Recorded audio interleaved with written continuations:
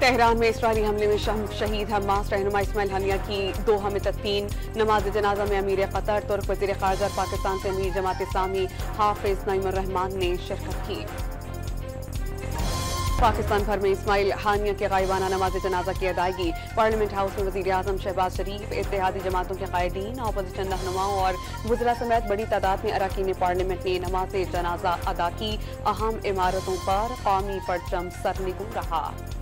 पंजाब में मानसून बारिशों के दौरान मुख्तलिफ हादसात में 6 अफराद जान बहक। राजनपुर में कोह सुलेमान पर सैलाबी रैलों से आबादी का इनखला। बलोचिस्तान के शहरों कोहलू और ज़ियारत के नदी नालों में तुग़यानी आ गई।